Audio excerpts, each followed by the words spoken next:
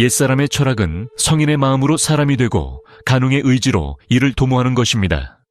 인생에서 짓밟히지 않으려면 이 철학을 마음에 새겨야 하며 공자의 심장을 가지되 조조의 두뇌를 장착해야 합니다. 여러분, 우리는 흔히 착하게 살면 복을 받는다고 배웁니다. 하지만 사회에 나와보면 착하기만 하고 스스로를 지킬 줄 모르면 손해를 보기 십상이라는 것을 알게 됩니다.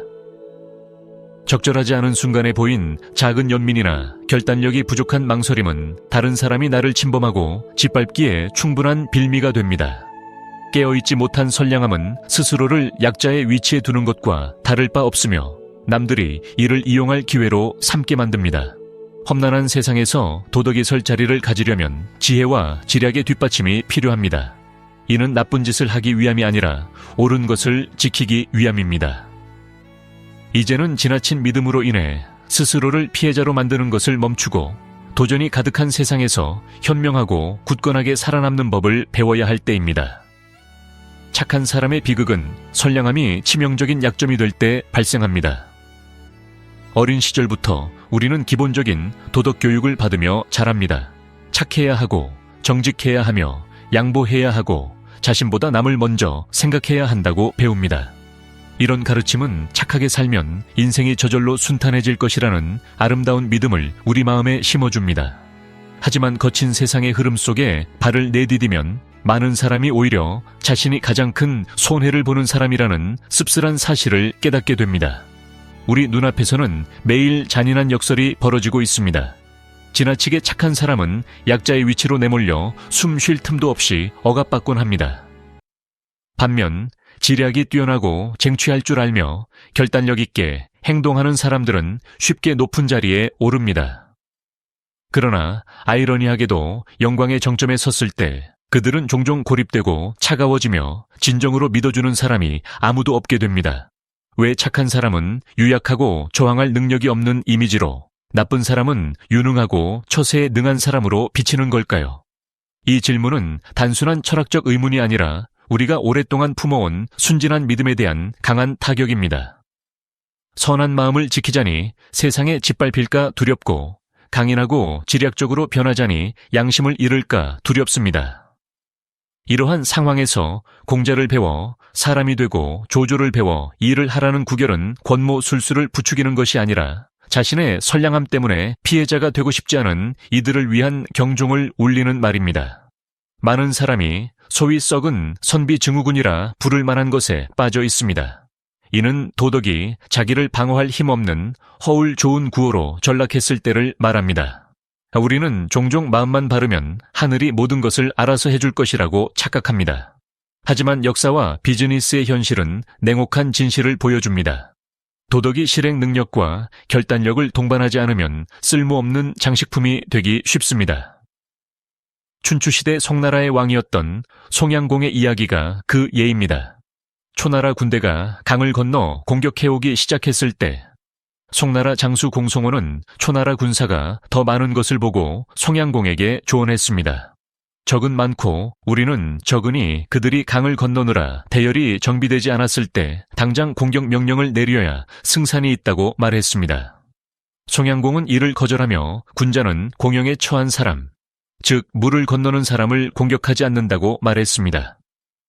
초나라 군대가 강을 건넜으나 아직 진영을 갖추지 못했을 때 공송원은 다시 간곡히 공격을 요청했습니다. 아직 진영이 갖춰지지 않았으니 지금 공격해도 늦지 않다고 했습니다. 송양공은 다시 고개를 저으며 군자는 적이 진영을 갖추지 않았을 때 공격하지 않는 법이니 그들이 정정당당하게 진을 칠 때까지 기다렸다가 공격하자고 했습니다. 결국 초나라 군대가 진영을 완벽히 갖춘 후에야 송양공은 공격 명령을 내렸습니다. 이때 압도적인 전력을 갖춘 초나라 군대는 송나라 군대를 괴멸시켰습니다. 송양공 자신도 허벅지에 화살을 맞아 중상을 입고 이듬해 세상을 떠났습니다. 송양공의 비극은 그가 악해서가 아니라 잘못된 방식으로 착했기 때문입니다. 그는 형식적인 인애를 국가의 존망보다 위에 두었습니다. 그는 돈은 알았지만 세상 물정은 몰랐습니다. 이것이 바로 썩은 선비 증후군의 전형적인 모습입니다. 사람이 공허한 도덕 교리에만 매달려 진정한 도덕은 사람이 더 잘 살게 돕는 것이지 더 멋지게 죽게 하는 것이 아니라는 사실을 잊는 것입니다. 순자는 인간의 본성이 복잡하여 교화와 제약이 없으면 궤도에서 벗어나기 쉽다고 했습니다. 공자 또한 군자는 인의를 지키지만 행동에는 늘 신중해야 한다고 했습니다. 인이 있으되 지혜가 없으면 유약해지고 지혜가 있으되 인이 없으면 사악해집니다. 이 두 가지가 균형을 이룰 때 비로소 사람은 세상의 굳건히 설 수 있습니다. 공자를 기계적으로만 배우면 맹목적인 착함이라는 극단에 빠지기 쉽습니다. 그들은 충돌을 두려워하고 남의 기분을 상하게 할까 걱정하며 나쁜 사람으로 평가받는 것을 무서워하여 번번이 손해를 감수합니다. 시간이 지나면 그들은 자신의 경계를 잃고 타인의 존중마저 잃게 됩니다. 하지만 조조만 숭배하며 지략을 전부로 여긴다면 사람은 차가운 길로 빠져 수단과 방법을 가리지 않고 믿음과 의리를 짓밟으며 승리하려 할 것입니다. 그때 성공은 빨리 올지 모르나 치러야 할 대가는 고독과 긴 공허함입니다. 진정한 깨달음은 어느 한쪽 편에 서는 것이 아니라 삶에 상반되어 보이는 면들을 조화시키는 능력에 있습니다. 이 세상은 단순한 직선으로 움직이지 않으며 하나의 원칙만 고수해서는 길의 끝까지 갈 수 없습니다. 옛사람들은 일찍이 변동이 심한 세상에서 생존하고 발전하려면 네모와 동그라미를 결합할 줄 알아야 한다고 깨달았습니다. 네모는 기준이자 도덕이며 잃어버려서는 안 될 한계입니다. 동그라미는 유연함이자 변통이며 끊임없이 변하는 상황에 대처하는 능력입니다. 네모나되 동그랗지 못하면 사람은 고지식해지고 부러지기 쉽습니다. 동그랗도에 네모나지 못하면 사람은 교활함으로 미끄러져 방향을 잃게 됩니다. 조조의 삶을 보면 이러한 생존의 기술이 아주 작은 일화에서부터 드러남을 알 수 있습니다. 어린 시절 조조는 자유분방하여 엄격한 규율에 얽매이기 싫어했습니다. 그의 숙부는 조조의 아버지인 조승에게 자주 고자질하여 조조는 감시와 의심을 받게 되었습니다. 이러한 통제 앞에서 그는 정면으로 반항하거나 억울함을 참는 방식을 택하지 않았습니다. 조조는 작은 계책을 써서 길 한복판에서 발작을 일으킨 척했고 놀란 숙부가 아버지에게 알리러 가게 만들었습니다. 사실이 밝혀졌을 때 아버지의 눈에 비친 숙부의 신용은 무너졌고 조조는 보이지 않는 속박에서 벗어날 수 있었습니다. 이 이야기는 거짓말을 찬양하려는 것이 아니라 매우 현실적인 교훈을 줍니다.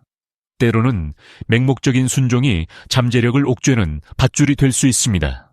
만약 조조가 규범에 따른 착한 조카 역할만 고집했다면 역사는 난세의 국면을 뒤집을 배포 있는 연궁을 보지 못했을 것입니다. 그는 자신의 뜻을 펼칠 자유라는 더 큰 목표를 보호하기 위해 약간의 속임수를 썼습니다. 이것이 바로 지략의 핵심입니다. 큰 가치를 지키기 위해 작은 규칙을 깰 줄 아는 것입니다. 폭풍우 속에서 부러지지 않기 위해 바람에 몸을 맡길 줄 아는 것입니다. 그러나 요령에만 머물면 사람은 길을 잃기 쉽습니다. 지혜가 도덕의 인도를 받지 못하면 양날의 검이 되어 타인을 해치고 결국 자신을 파괴하게 됩니다. 그렇기에 옛사람들은 공자의 내면 수양으로 돌아가야 함을 강조했습니다. 사람의 성공과 실패를 논할 때 현인들은 작은 승리는 지혜에 의존하고 큰 승리는 덕에 의존한다는 깊은 법칙을 정리했습니다. 이 말은 지혜의 역할을 부정하는 것이 아니라 제자리에 두는 것입니다. 지혜는 한 판의 바둑을 이기게 해주지만 덕은 인생 전체를 완주하게 해줍니다. 현대 사회에서 사람들은 종종 단기적인 성공에 휩쓸립니다. 사람들은 눈앞의 경쟁자를 이기기 위한 기술, 요령, 꼼수에 열광합니다. 그런 것들이 빠른 이익을 가져다 줄 수는 있지만 대개 오래가지 못합니다. 그것은 작은 승리입니다. 큰 승리는 사람이 장기적인 경력을 쌓고 신용을 구축하며 타인의 마음에 좋은 흔적을 남길 때 이루어집니다. 이는 단순히 영리함만으로는 불가능하며 덕망과 처세, 그리고 행동의 일관성에 달려 있습니다. 조조는 관도대전과 같은 결정적인 순간에 지략으로 승리했습니다. 하지만 사람의 마음을 얻고 북방을 통일하기 위해 그는 인재를 중용하고 상벌을 명확히 하며 공적인 이익을 개인적 감정보다 우선시하는 정책에 의지해야 했습니다. 그것이 리더의 덕입니다. 지략만 있고 덕이 없었다면 그의 권력은 오래 유지되지 못했을 것입니다. 깨달음의 또 다른 측면은 실수를 대하는 태도에 있습니다. 선량한 사람은 종종 무거운 자책감을 안고 삽니다. 실수했을 때 그들은 스스로를 마비될 정도로 괴롭히며 바로잡을 냉정함을 잃습니다. 반대로 간웅은 실수를 부정하고 상황 탓으로 돌려 오만과 맹목에 빠집니다. 이 두 극단은 모두 위험합니다. 진정한 지혜는 그 중간에 있습니다. 실수는 피할 수 없지만 중요한 것은 반복하지 않는 것이라는 깊은 통찰이 있습니다. 이러한 정신은 공자의 포용력과 조조의 결단력이 완벽하게 결합된 모습입니다. 배우기 위해 실수를 허용하되 실수에 매몰되는 것은 허용하지 않는 것입니다. 성숙한 사람은 이성적으로 실수를 바라보고 조정하되 자기 자신을 이해와 용서로 대면할 줄 아는 사람입니다. 우리는 속임수와 거짓이 날로 교묘해지는 복잡한 시대에 살고 있습니다. 단지 좋은 사람인 것만으로는 부족하며 지혜로운 좋은 사람이어야 합니다. 보호 갑옷 없는 선한 마음은 약점이 되기 쉽습니다. 인생을 최고의 무공을 연마하는 과정이라고 상상해 보십시오. 공자의 도는 마음을 굳건히 하는 내공이고 조조의 지혜는 몸을 유연하게 하는 초식입니다. 이 두 가지가 하나로 어우러질 때 사람은 이치는 착한 사람이 아니라 인격과 배포를 갖추고 변동하는 세상 속을 당당하게 걸어가는 사람이 됩니다. 둘째, 사람됨의 영혼은 공적에 속해야 합니다. 조조가 인생의 덤불을 헤치고 길을 여는 날카로운 칼이라면 공자는 타락이라는 치명적인 상처로부터 영혼을 보호하는 튼튼한 방패입니다. 사람됨의 근본인 영혼은 반드시 공자의 것이어야 합니다. 이는 고리타분한 사람이 되라는 것도 가혹한 현실을 도피하라는 것도 아니라 평온함과 지속 가능성을 지키기 위함입니다. 이 두 가지는 돈이나 단기적인 권력으로는 결코 살 수 없는 가장 큰 자산입니다. 공자는 군자가 인의를 근본으로 삼고 신의로서 천에 바로 선다고 강조했습니다. 이 가르침은 시대에 뒤떨어진 것이 아니라 교활한 시대일수록 더욱 귀중해집니다. 공자 정신의 가장 큰 기둥 중 하나는 바로 신의입니다. 오늘날 사회는 잔머리라는 고질병을 앓고 있습니다. 사람들은 법을 교묘히 피하는 법, 약속을 그럴듯하게 어기는 법, 눈앞의 이익을 위해 듣기 좋은 말을 하는 법을 서로 공유합니다. 하지만 신뢰를 잃는 비용이 약속을 지키는 대가보다 훨씬 비싸다는 냉혹한 법칙을 직시하는 사람은 드뭅니다. 옛사람들은 말이 청음의 가치가 있는 것은 그 말이 화려해서가 아니라 말하는 사람의 인격으로 보증되기 때문이라고 했습니다. 법녀의 일화는 이 힘을 생생하게 증명합니다. 월왕 구천을 도와 나라를 되찾게 한 후 법녀는 권력과 전공이 오래 머물 곳이 아님을 알고 물러나 상인이 되었고 후세의 도주공이라 불렸습니다. 장사할 때 그는 서류로 올가매거나 복잡한 조건을 달지 않았습니다. 그는 그저 제 날째 갚으면 된다는 소박한 말 한마디만 했습니다. 누군가 상대방이 신의를 저버리면 어쩌냐고 걱정스레 묻자 법녀는 미소 지으며 답했습니다. 그들이 신의를 저버리면 천하에서 장사할 길을 잃는 것이고 나는 사람 보는 눈을 한 번 잃는 것뿐이라고요. 당시 상인들 사이에서는 법녀와의 거래는 계약서가 필요 없고 약속만 지키면 된다는 말이 돌았습니다. 그의 신용은 어떤 도장보다 강력한 보증이 되었습니다. 서양으로 눈을 돌려보면 JP 모건의 이야기에서도 비슷한 진리를 발견할 수 있습니다. 미국 의회에서 상업 신용의 기반에 대해 질문받았을 때 모건은 가장 중요한 것은 돈이나 담보가 아니라 사람의 인격이라고 단언했습니다. 그는 자신이 믿지 않는 사람이라면 아무리 많은 자산을 가져와도 단돈 1원도 빌려주지 않겠다고 직설적으로 말했습니다. 금융 구제 상황에서도 모건이 나서서 약속하기만 하면 다른 은행들은 기꺼이 자금을 댔습니다. 계약서는 나중에 쓸 수 있지만 신뢰는 먼저 있어야 합니다. 한 상원의원은 모건이라는 이름 자체가 가장 강력한 보증 조항이라고 평했습니다. 이것이 바로 신의가 소프트 파워가 되는 사람됨의 정점입니다. 그 소프트 파워는 음모에서 나오지 않으며 장구에서 나오는 것은 더더욱 아닙니다. 그것은 말과 행동의 일관성이 오랜 시간 축적된 결과입니다. 신의를 목숨처럼 지키면 굳이 다투거나 아부할 필요가 없습니다. 기회와 인재, 자원이 저절로 찾아오기 때문입니다.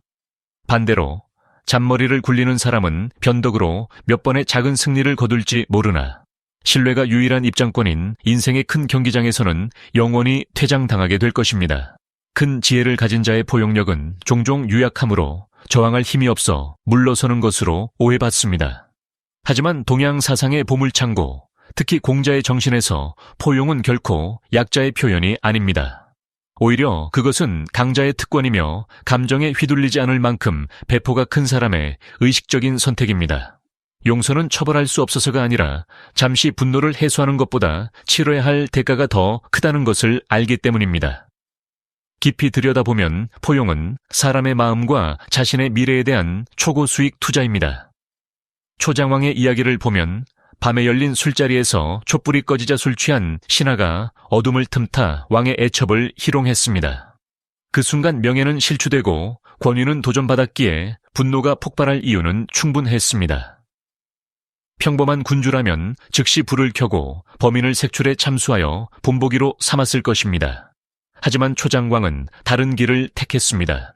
그는 오늘은 즐거운 연회이니 가끈을 끊지 않은 자는 충분히 취하지 않은 것으로 간주하겠다고 명했습니다. 모든 신하가 이를 따랐고 불이 켜졌을 때 범인이 누구인지 아무도 알 수 없게 되었습니다. 많은 사람이 이를 단순한 용서로 보지만 뜻있는 사람은 장기적인 안목을 봅니다. 몇 년 후 전쟁이 발발하여 초나라 군대가 위기에 처했습니다. 한 장수가 최전방을 누비며 물러서지 않고 용맹하게 싸워 큰 공을 세우고 승리를 이끌었습니다. 이유를 묻자 그는 무릎을 꿇고 자신이 옛날 가끈이 끊어졌던 그 사람이라고 고백했습니다.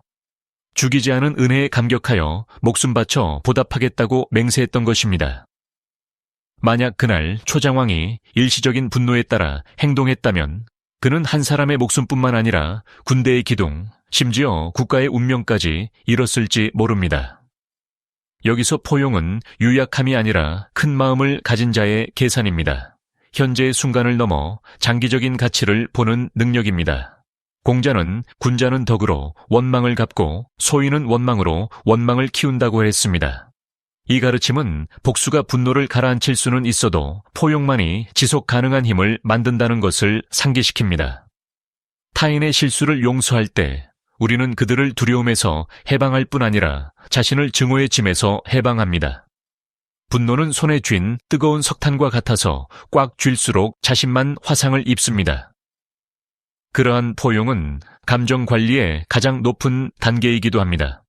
타인의 행동은 통제할 수 없지만 자신의 반응은 완전히 통제할 수 있습니다.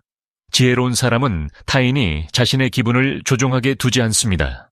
그들은 마음의 그릇을 넓혀 은혜의 씨앗을 뿌리는 쪽을 택합니다.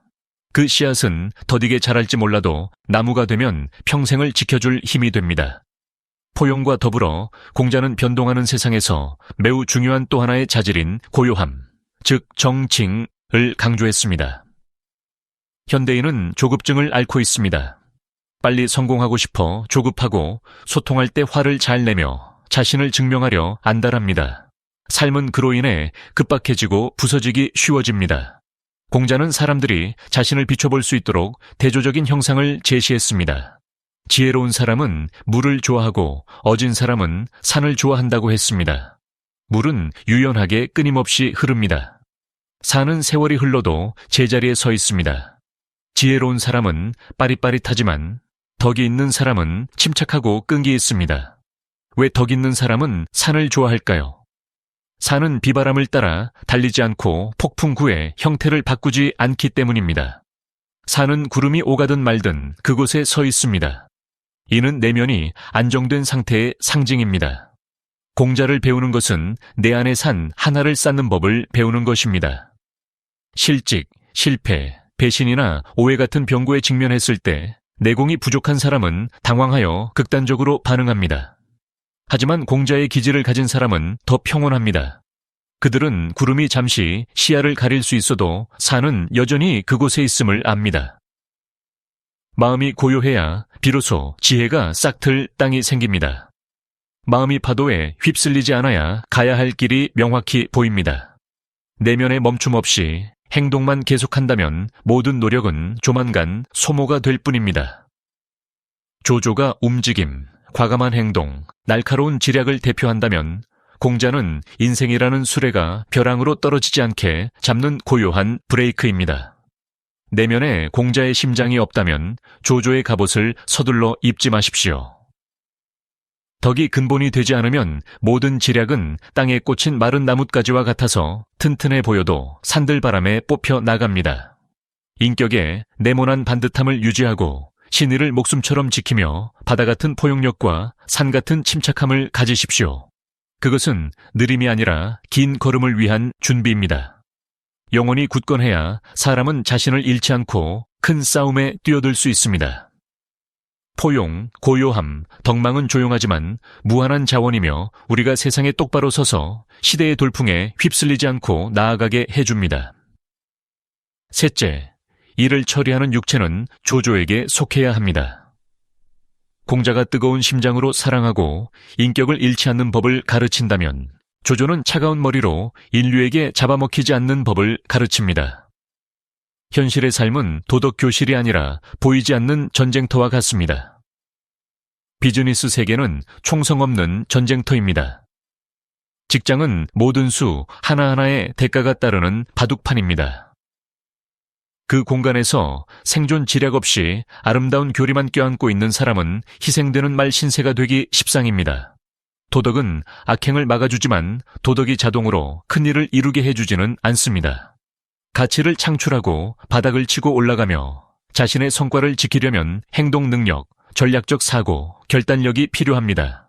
이것이 바로 일을 하는 육체이며 이 부분은 조조에게 배워야 합니다. 잔혹한 사람이 되라는 것이 아니라 경쟁, 이익, 권력으로 돌아가는 세상에서 으깨지지 않기 위함입니다. 현대인의 가장 큰 족쇄 중 하나는 다름에 대한 두려움입니다. 우리는 어릴 때부터 순종하고 절차를 따르며 정해진 길을 가고 모든 위험을 피하도록 훈련받았습니다. 그 결과 사회는 기계처럼 성실한 사람들, 안전하지만 결코 선두에 나서지 못하는 집단으로 가득 찼습니다. 조조는 의도적인 파격을 상징합니다. 그는 남들과 똑같이 하면 결국 남들에게 묻혀버릴 뿐이라는 것을 알았습니다.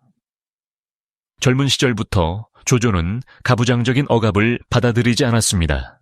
그는 감시망을 피하기 위해 병을 핑계댔는데 이는 불손해서가 아니라 자신의 자유를 되찾지 않으면 평생 평범한 인간으로 길들여질 것임을 깨달았기 때문입니다. 정계의 입문에서는 그러한 파격 정신을 더욱 분명히 드러냈습니다.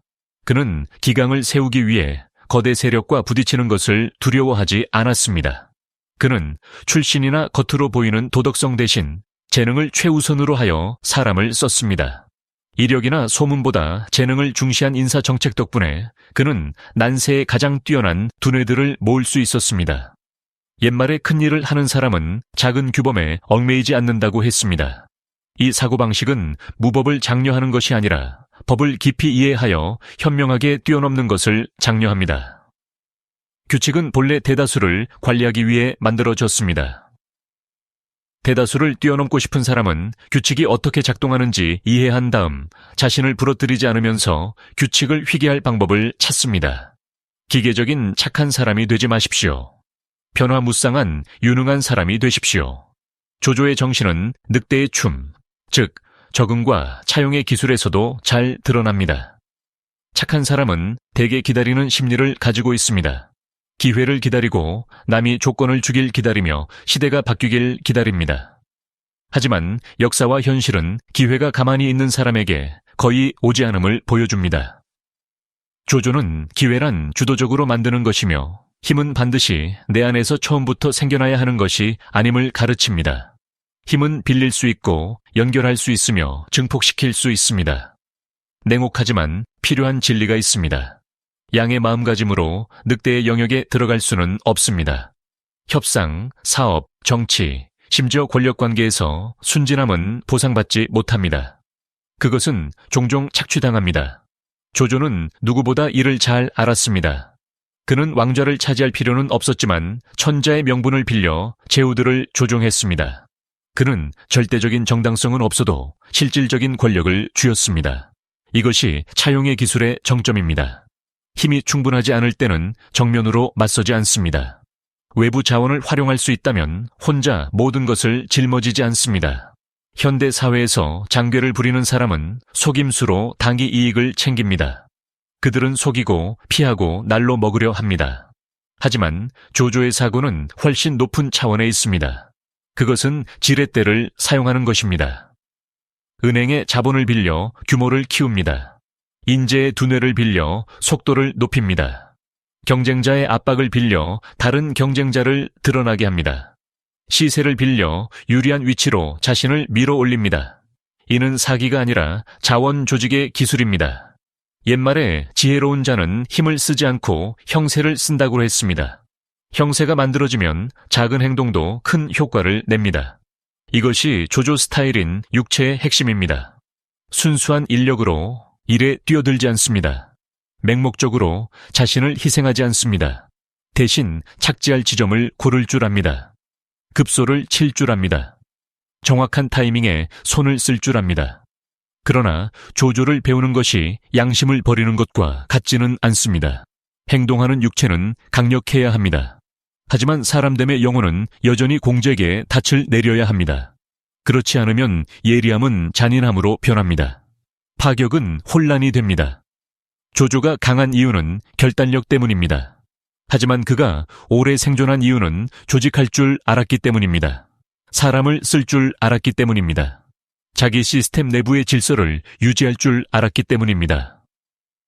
필요한 잔인함은 소화하기 가장 어려운 교훈이지만 조조가 후세에 남긴 가장 현실적인 교훈이기도 합니다. 사람은 잔인함을 두려워합니다. 익숙한 도덕적 기준과 정면으로 충돌하기 때문입니다. 하지만 행동의 세계, 특히 생사가 걸린 위기 앞에서는 유약한 선의가 더 이상 미덕이 아니라 전체를 위협하는 요소가 되는 순간이 있습니다. 조조는 이를 아주 잘 알았습니다. 왕후의 머리에 얽힌 이야기는 적절한 때에 칼을 뽑는 기술을 잔혹하지만 냉철하게 보여주는 증거입니다. 군대 식량이 부족해지고 군심이 동요하며 규율이 흔들리면 아무리 많은 군대라도 내부에서부터 무너질 수 있습니다. 이런 상황에서 조조는 빈말이나 진실 은폐로 위로하는 방식을 택하지 않았습니다. 그는 식량 공급을 늘릴 현실적 해결책을 찾았습니다. 식량을 담당하던 왕후는 배급할 때 큰 도에 대신 작은 되를 쓰자고 제안했습니다. 이는 속임수입니다. 하지만 전쟁에서 속임수는 때로 생존을 위한 유일한 방법입니다. 그러나 그 묘책은 병사들의 눈을 속이지 못했습니다.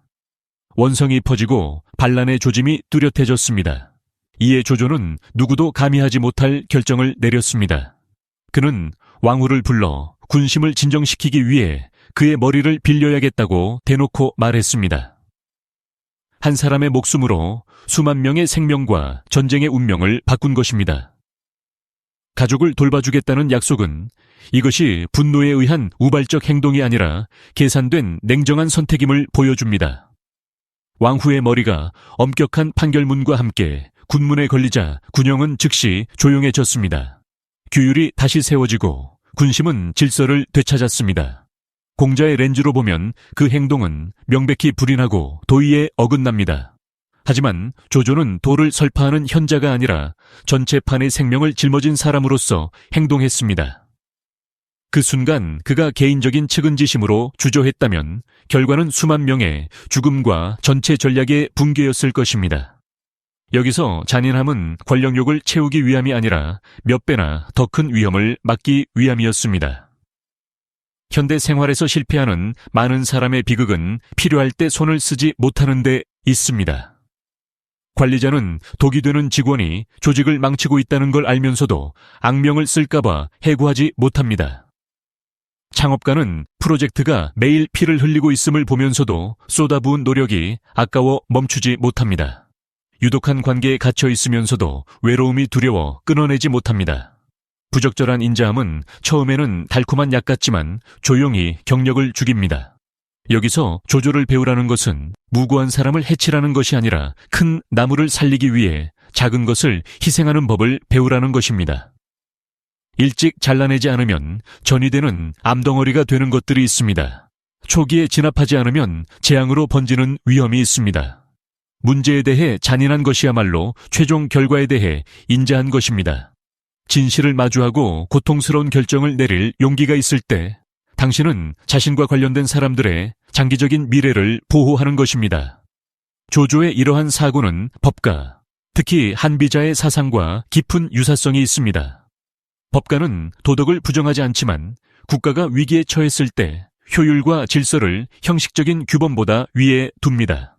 그들은 통치술과 권력의 형세를 강조하며 이를 체제 유지의 도구로 봅니다.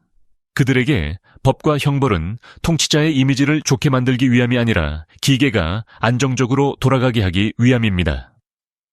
손자병법에서 병불염사, 전쟁에서는 속임수도 마다하지 않는다. 는 핵심 원리입니다. 전쟁터는 순진함을 위한 곳이 아닙니다. 비즈니스와 직장도 마찬가지입니다. 사랑받는 좋은 사람이 되고 싶다는 마음만으로 그곳에 들어간다면 희생양이 되기 쉽습니다. 조조는 군사뿐만 아니라 위기 관리와 권력 조직에도 이 정신을 적용했습니다. 옛말에 큰일을 하는 사람은 사소한 것에 얽매이지 않는다고 했습니다. 대국을 잃으면 작은 인의도 무의미해지기 때문입니다. 이 말은 무도를 권장하는 것이 아니라 우선순위를 강조하는 것입니다. 먼저 판을 지켜야 도리를 논할 땅이 생깁니다. 일과 경력에서 부드러운 심장을 한쪽으로 치워두고 차가운 머리를 책상 위에 올려야 할 때가 있습니다. 효율을 저해한다면 낡은 규칙을 깰 용기가 있어야 합니다. 단기적으로 악명을 듣더라도 해가 되는 요소를 제거할 만큼 냉정해야 합니다. 성숙함은 늘 사랑받는 데서 오는 것이 아니라 어려운 결정을 내리고 그 결과에 책임을 지는 능력에서 옵니다. 문제에 대해 악해질 수 있을 때 비로소 최종 결과에 대해 선해질 수 있습니다. 적절한 때의 잔인함은 당신을 나쁜 사람으로 만드는 것이 아니라 대국을 지킬 배포 있는 사람으로 만듭니다. 이것이 순진함으로 돌아가지 않는 세상에서 큰일을 하고 싶은 사람에게 조조가 주는 값비싼 교훈입니다. 철학이 길을 가리키는 지도라면 행동은 매일 걸어야 하는 다리입니다. 아무리 정확한 지도라도 발을 떼지 않으면 종이 조각에 불과합니다. 따라서 공자의 지혜와 조조의 지략이 만나는 지점을 이해했다면 가장 중요한 것은 이를 실제 삶에 적용하는 것입니다. 인생의 가장 치열한 세 가지 전선은 바로 사람 관리, 외부 세계와의 처세, 그리고 자기 관리입니다. 이 세 가지를 파악하면 사람은 생존할 뿐만 아니라 게임을 주도하는 위치를 차근차근 만들어갈 수 있습니다. 우선 용인술, 즉 사람 관리입니다. 리더십은 예나 지금이나 모순으로 가득 찬 예술입니다. 타인이 믿고 좋아할 만큼 가까워야 하지만 존경심을 유지할 만큼 멀어야 합니다. 덕만 쓰고 위엄이 없으면 아랫사람이 기어오릅니다. 위엄만 쓰고 덕이 없으면 아랫사람이 원망합니다. 지혜는 결합에 있습니다. 은혜로 마음을 얻고 법도로 운영하는 것입니다. 조조는 덕으로 인재를 모으는데 달인이었습니다. 그는 여러 차례 구연령을 내려 출신이나 과거를 따지지 않고 오직 일할 능력이 있는지만 물었습니다. 허유가 적진영에서 투항했을 때 조조는 너무 기뻐 의복도 갖추지 못하고 맨발로 뛰어나가 맞이했습니다. 그 행동은 자신을 낮추는 것이 아니라 인재를 존중한다는 강력한 메시지였습니다. 그 존중이 선비들로 하여금 그를 위해 기꺼이 헌신하게 만들었습니다. 이것이 용인술의 덕이며 사람의 마음을 충성심과 맞바꾸는 것입니다. 하지만 핵심 권력이나 조직의 안정이 위협받을 때 조조는 즉시 차가워졌습니다. 그는 공융이나 양수 같은 인물이 걸림돌이 되었을 때 주저없이 제거했습니다. 현대 경영에서도 현명한 리더는 직원의 삶을 챙기고 공로를 인정하며 안전감을 줍니다. 어떤 관리자는 직원 가족에게 명절마다 선물을 보내 장기적인 유대감을 쌓기도 합니다. 하지만 유독한 직원, 분열을 조장하거나 집단에 해를 끼치는 직원이 확인되면 개인적인 정 때문에 망설이는 것은 조직에 큰 대가를 치르게 할 뿐입니다. 그때는 조조의 차가운 머리가 필요합니다. 결단하고 끊어내고 책임지는 것입니다.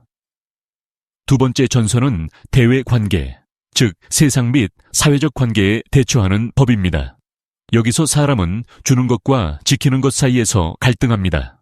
너무 많이 주면 이용당하고 너무 많이 지키면 고립됩니다. 지혜는 목표와 경계를 명확히 하는 데 있습니다. 상생은 이상이지만 자기 방어는 본능입니다. 공자는 군자는 남의 좋은 일을 돕고 나쁜 일은 돕지 않는다고 했습니다. 오늘날에 연결된 사회에서 타인의 성공을 돕는 것은 곧 자신의 네트워크와 기회를 확장하는 일입니다. 대기업, 투자 펀드, 스타트업 커뮤니티 모두 상생 정신을 바탕으로 움직입니다. 자원과 정보를 공유하고 함께 성장하는 것이 상대를 없애려는 경쟁보다 빠릅니다. 이것이 대외 관계에서의 공자의 면모이며 관계의 튼튼한 기반을 위해 당장의 손해를 감수하는 것입니다. 하지만 조조는 냉혹한 사실 하나를 상기시킵니다. 제한 없는 선의는 좋은 먹잇감이 된다는 것입니다. 내가 남을 저버릴지언정 남이 나를 저버리게 하지 않겠다는 그의 유명한 말은 잔인해 보이지만 그 이면에는 생존 원칙이 숨어 있습니다. 자신의 생명과 핵심 이익을 전적으로 타인의 손에 맡기지 않는다는 것입니다. 현대 생활에서 동료나 파트너를 기꺼이 돕되 늘 자신을 위한 예비책, 히든카드, 퇴로를 마련해 두십시오. 의심이 많아서가 아니라 깨어있기 위함입니다. 최악의 상황을 대비하는 것이야말로 자신이 쌓아 올린 좋은 것들을 지키는 방법입니다. 세 번째이자 가장 어려운 전선은 수신, 즉 자기 관리입니다. 수백 가지 처세술을 배울 수 있어도 내면을 관리하지 못하면 한순간의 감정으로 모든 것이 무너질 수 있습니다. 공자는 군자는 자신에게서 구하고 소인은 남에게서 구한다고 했습니다. 이 가르침은 자기 책임을 강조합니다. 실패했을 때 환경을 탓하는 대신 내면으로 돌아가 자신을 조정하십시오. 여기서 덕은 내면의 규율이며 아무도 보지 않을 때도 기준을 지키는 능력입니다. 하지만 수신이 자책이나 유약함을 뜻하지는 않습니다. 조조는 우리에게 자신에 대해 현실적이어야 하며 나쁜 습관을 끊어내고 약점을 인정하며 주도적으로 변화해야 한다고 가르칩니다. 이래서 이것은 끊임없이 배우고 사고를 업그레이드하며 새로운 환경에 적응하기 위해 과거의 자신을 깨뜨릴 준비를 하는 것으로 나타납니다. 자신에게 엄격한 것이야말로 수신에서 가장 중요한 지략입니다.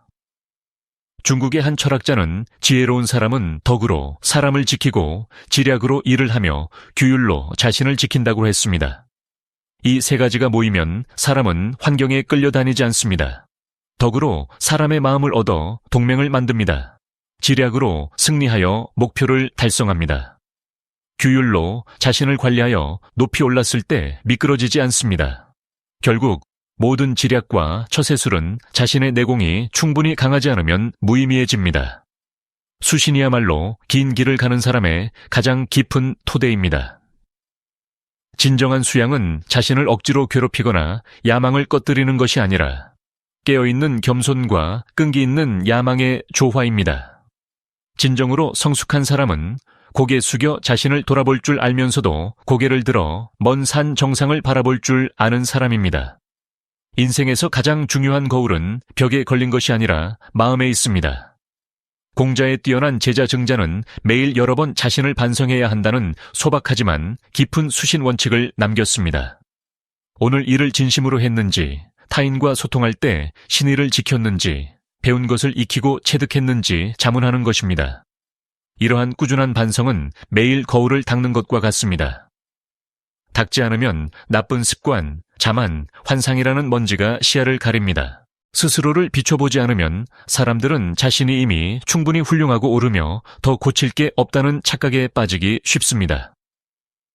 자기 점검이야말로 두 발을 땅에 딛게 하고 머리가 현실을 떠나 너무 높이 날지 않게 도와줍니다. 하지만 겸손이 안주를 의미하지는 않습니다. 수신은 자신을 작게 만드는 것이 아니라 더 큰 발걸음을 준비하는 것입니다. 이 지점에서 조조의 정신은 매우 필요한 균형 에너지를 제공합니다.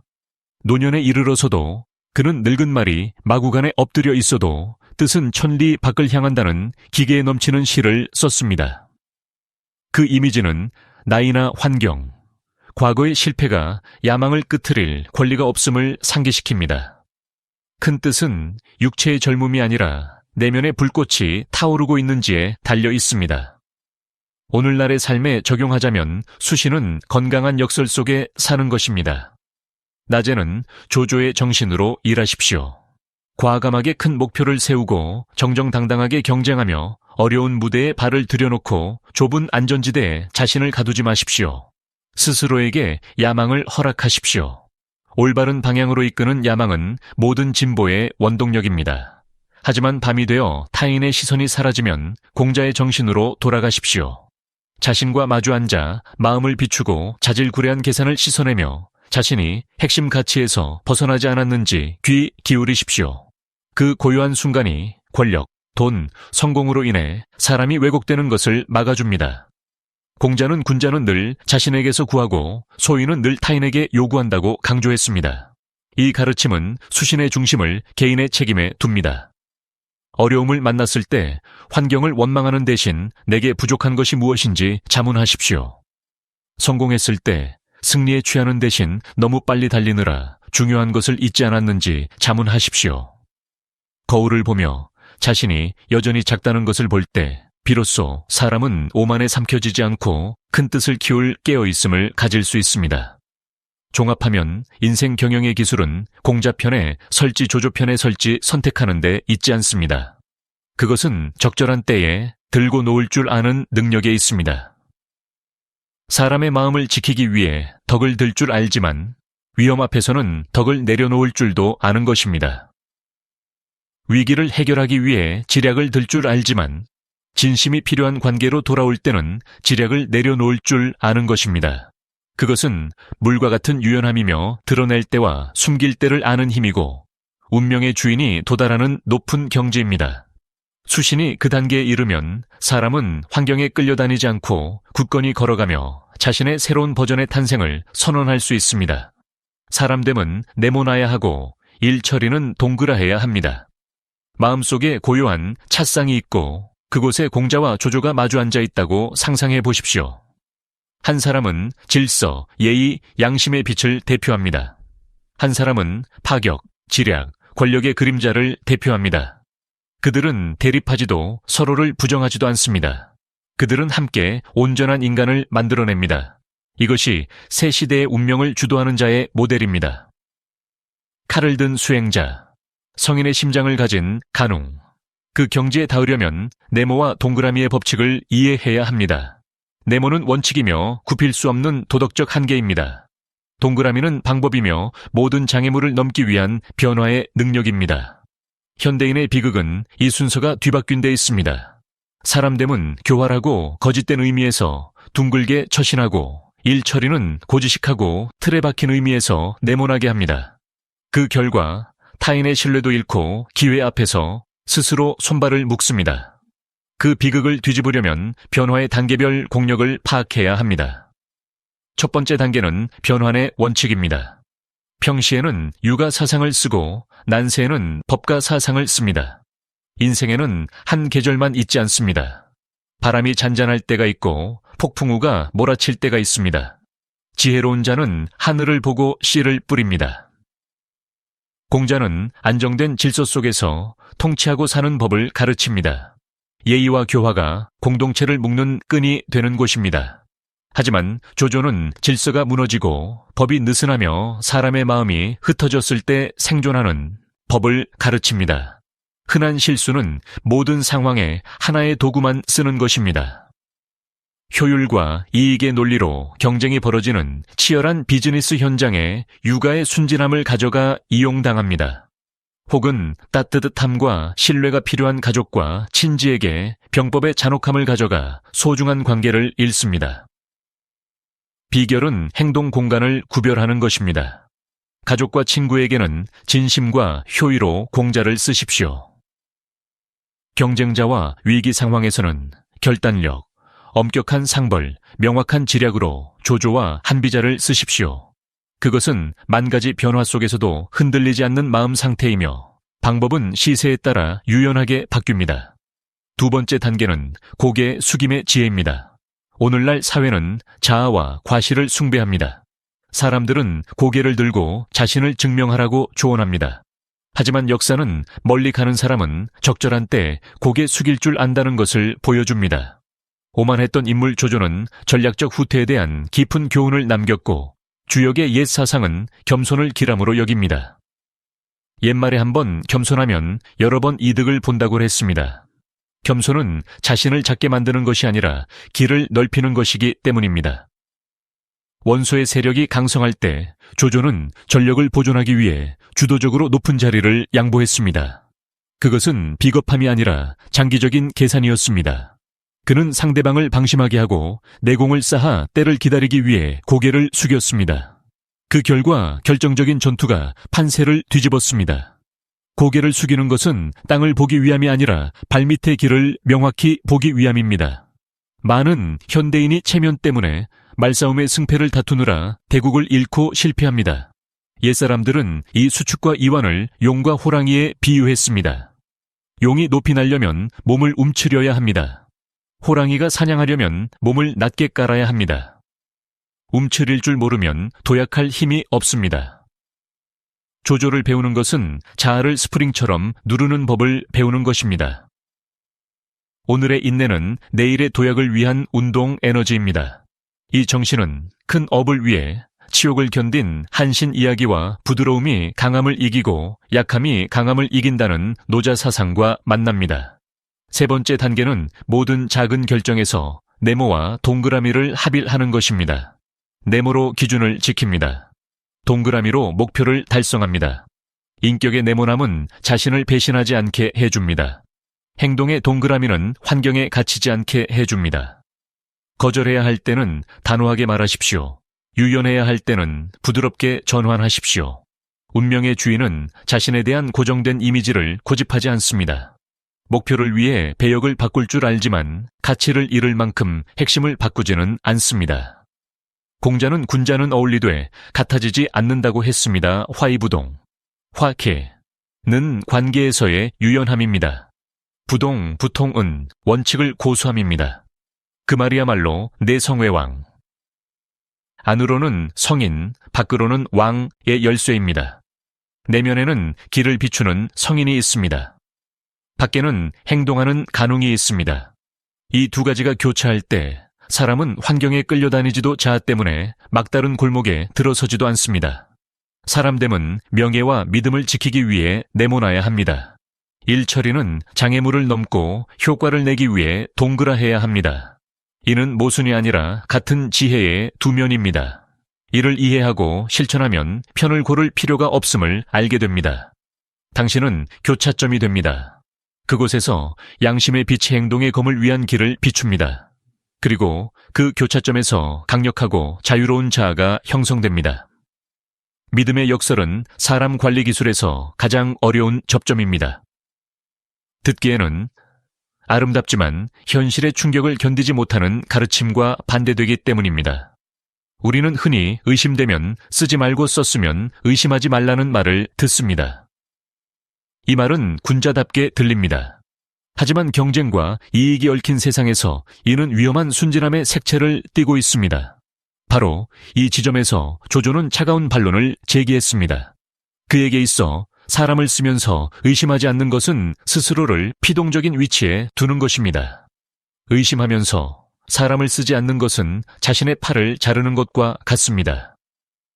그래서 그는 더 어렵지만 더 현실적인 길을 택했습니다. 쓰면서 의심하고 의심하면서도 쓰는 것입니다. 이 사고는 맹목적인 의심이 아니라 매우 명확한 논리적 기둥 위에 세워졌습니다. 첫 번째 기둥은 감성보다 실용을 위에 두는 것입니다. 조조는 개인적 감정이나 과거의 은원 대신 문제 해결 능력을 기준으로 사람을 썼습니다. 그는 생사를 걸고 맞섰던 적이라도 엘리트라면 받아들였습니다. 그는 허유가 이익을 탐하고 배신하기 쉽다는 걸 알면서도 중용했습니다. 그는 사마이의 야심을 늘 경계하면서도 끈기 있게 곁에 두었습니다. 조조에게 질문은 이 사람이 좋은 사람인가가 아니라 이 사람이 현재의 문제를 해결할 수 있는가였습니다. 문제가 존재하는 한 능력은 감정보다 우선합니다.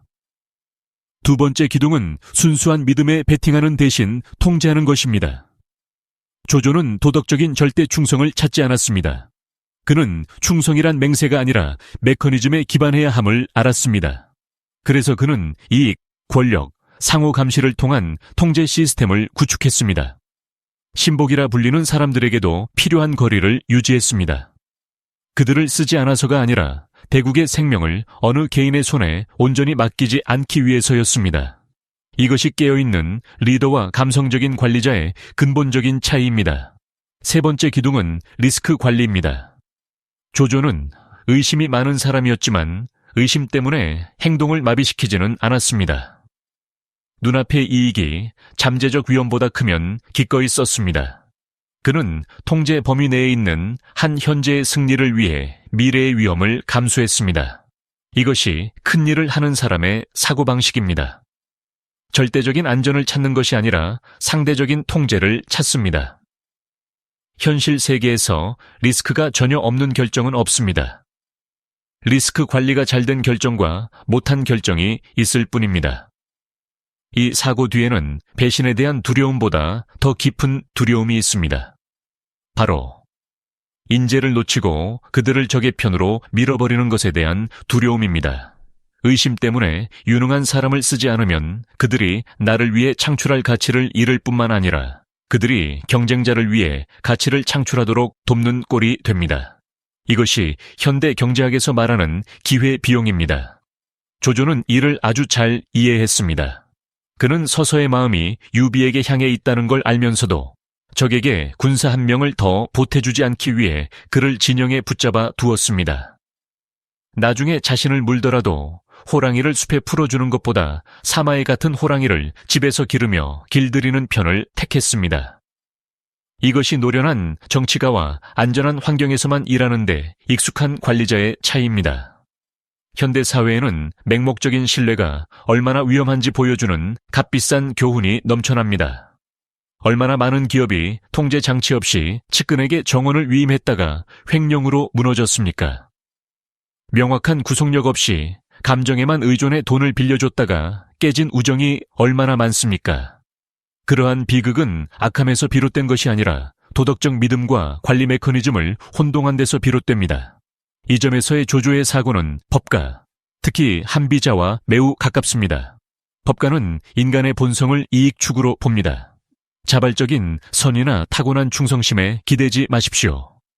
법으로 행동을 형성하고 통제로 질서를 유지하십시오. 이익이 책임 및 결과와 긴밀히 연결될 때 사람은 스스로를 조정합니다. 이때 믿음은 더 이상 모호한 감정이 아니라 지속적인 검증 과정의 결과물이 됩니다. 공자는 군자는 위험해지기 전에 대비한다고 했습니다. 이 가르침은 극단적인 의심을 권장하는 것이 아니라 준비를 강조하는 것입니다. 사람을 믿는 것은 잘못이 아니지만 믿으면서 대비하지 않는 것은 잘못입니다. 동료의 능력을 믿고 이를 맡기되 야심을 의심하여 통제 메커니즘을 설계하십시오. 권한을 주되 고삐를 놓지 마십시오. 그것은 매우 어려운 균형점이지만 성숙한 리더의 징표이기도 합니다. 교수요, 새로운 시대. 우리는 낡은 가치와 새로운 가치가 그 어느 때보다 격렬하게 충돌하는 새로운 시대로 접어들고 있습니다. 정직함은 종종 순진함으로 취급받고 장고에는 영리함으로 포장됩니다. 이 혼란스러운 교차 영역에서 극단적으로 한쪽을 선택하여 순수하게 은둔한 현자처럼 살거나 냉혹한 간웅처럼 행동한다면 도태되기 쉽습니다. 새로운 시대는 단면적인 인간을 위한 곳이 아닙니다. 가치를 융합할 줄 아는 사람, 사자의 심장을 가진 수행자, 타인을 해치지 않을 만큼 자비롭지만 누구도 자신을 짓밟지 못하게 할 만큼 배포 있는 사람들의 것입니다. 우리는 이 사상의 여정을 이성의 만족으로 끝내지 않고 행동의 촉구로 마무리합니다. 모든 성장은 껍질을 깨는 과정을 요구하며 껍질을 깨는 것은 늘 고통스럽기 때문입니다. 당신은 선과 악, 부드러움과 강함 사이에서 갈등하는 자신을 발견할 것입니다. 처음으로 부탁을 거절해야 할 때나 함께했던 사람을 해고하는 결정을 내려야 할 때 두려움을 느낄 것입니다. 하지만 그 고통을 피한다면 둥지를 떠나지 못하는 새처럼 쓸모없는 선량함이라는 안전지대에 영원히 갇혀 결국 자기 둥지 안에서 쇠약해질 것입니다. 새로운 시대는 우리에게 군자의 정의를 다시 내릴 것을 요구합니다. 불교 사상에는 중생을 제도하는 두 가지 형상이 있습니다. 하나는 자비로 눈을 내리깐 보살이고 다른 하나는 악을 항복시키기 위해 눈을 부릅뜬 금강입니다. 둘 다 깨달은 지혜의 표현입니다.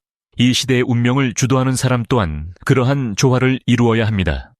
이해하고 포용하기 위해 고개를 숙일 줄 알면서도 옳은 것을 지키고 그른 것을 제압하기 위해 눈을 부릅뜰 줄 알아야 합니다. 공자의 마음은 보살의 측면을 위한 뿌리입니다.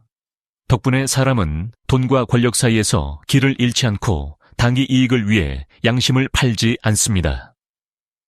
덕분에 당신은 매일 밤 편안히 잠들 수 있고 인생을 돌아볼 때 타인의 존경을 유지할 수 있습니다. 하지만 마음만으로는 부족합니다. 조조의 지혜는 금강의 수단입니다. 덕분에 당신은 혼란을 잠재울 만큼 깨어있고 약자를 보호할 만큼 지략이 있으며 결코 순하지 않은 세상에서 정의를 실현할 힘을 갖게 됩니다. 도덕이 힘이 없으면 탄식에 불과합니다. 힘이 도덕이 없으면 폭력으로 미끄러집니다. 악인의 손에 들린 칼은 흉기지만 군자의 손에 들린 칼은 몸을 지키는 보검입니다. 새로운 시대의 성공 코드는 가슴에는 공자, 머리에는 조조입니다. 서로 반대되는 것 같은 두 극단을 하나로 묶는 것은 무엇일까요? 바로 대지혜를 가진 자의 전략적 비전과 원료, 멀리 내다보는 근심입니다. 공자는 멀리 내다보지 않으면 반드시 가까운 곳에 근심이 생긴다고 했습니다. 이 말은 지혜의 차이를 보여주기에 시대를 초월합니다. 소인은 당장의 이익만 봅니다. 썩은 선비는 허울 좋은 명분만 봅니다. 하지만 비전 있는 사람은 바둑판 전체와 그 다음 수를 봅니다. 멀리 내다보기 때문에 그들은 자원을 축적하고 위치를 구축하기 위해 조조의 지략이 필요합니다. 노년, 질병, 경제 위기 같은 폭풍우가 닥쳤을 때 가족과 동료를 보호할 힘을 갖기 위해서입니다. 하지만 또한 멀리 내다보기 때문에 그들은 정상에 섰을 때 고립되지 않고 법의 추적을 받지 않으며 후대에 오염된 정신적 유산을 남기지 않기 위해 공자의 덕을 지켜야 합니다. 인생의 가장 큰 원료는 성인의 옷 같은 마음을 보호하기 위해 간웅의 강철 갑옷을 입을 줄 아는 것입니다. 이 논의가 끝나는 순간이 또 다른 문이 열리는 순간입니다. 읽고 고개만 끄덕이지 마십시오. 일어나서 현실의 삶으로 걸어 들어가십시오. 동료를 만나면 공자의 진심과 예의로 미소 지으십시오. 경쟁자를 마주하면 조조의 서늘한 눈빛으로 직시하십시오. 역경에 처하면 어둠 속에서 때를 기다린 사마이처럼 끈기 있게 인내하십시오. 기회가 번뜩이면 먹이를 향해 하강하는 독수리처럼 결단력 있고 재빠르게 움직이십시오. 새로운 시대는 완벽한 인간이 아니라 온전한 인간을 원합니다. 인격에서 온전하고 행동 능력에서 온전한 사람입니다. 내면의 네모남과 처세의 동그라함을 융합할 때 당신은 더 이상 시대의 피해자가 아닙니다. 당신은 자신의 시대를 창조하는 사람이 됩니다.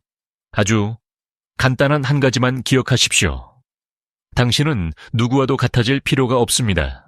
당신은 당신 자신이 되기 위해 태어났습니다. 친절하지만 순진하지 않은 사람, 부드럽지만 약하지 않은 사람, 도덕을 지키지만 자신을 보호할 만큼 충분히 깨어있는 사람. 당신은 착할 수 있지만 누구도 당신을 괴롭히게 두지 않습니다. 당신은 좋을 수 있지만 누구도 당신을 이용하게 두지 않습니다. 이 세상에는 늘 착한 사람과 교활한 사람이 있습니다. 착하기만 하면 억압받기 쉽습니다. 교활하고 장고에만 부리면 늘 긴장과 경계 속에 살게 됩니다. 가장 현명한 삶의 방식은 양치기처럼 그 둘보다 높은 위치에 서는 것입니다. 양치기는 양떼를 사랑하고 보호하지만 기습당하지 않기 위해 늑대의 사고방식을 아주 잘 이해하고 있습니다. 양치기는 사납지 않지만 손에는 늘 몽둥이를 들고 있습니다. 당신만의 길을 굳건하게 가시길 바랍니다. 제대로 살고 당당하게 사람이 되며 한 걸음씩 당신의 가장 좋은 버전이 되십시오. 요란하지 않고 누구에게 증명할 필요도 없지만 세상에 넘어지지 않을 만큼 충분히 강하게 말입니다. 이 나눔이 마음에 닿았다면 좋아요를 눌러 힘을 실어주시고 이 이야기가 필요하다고 생각되는 분께 공유해 주십시오. 그리고 당신이 인생의 어느 단계에 있는지 댓글로 알려주십시오. 더 강하고 평온한 버전이 되는 여정은 혼자 가는 길이 아닙니다. 우리는 함께 나아갈 것입니다. 느리지만 확실하게, 깨어있되 차갑지 않게, 선량하되 약하지 않게 말입니다.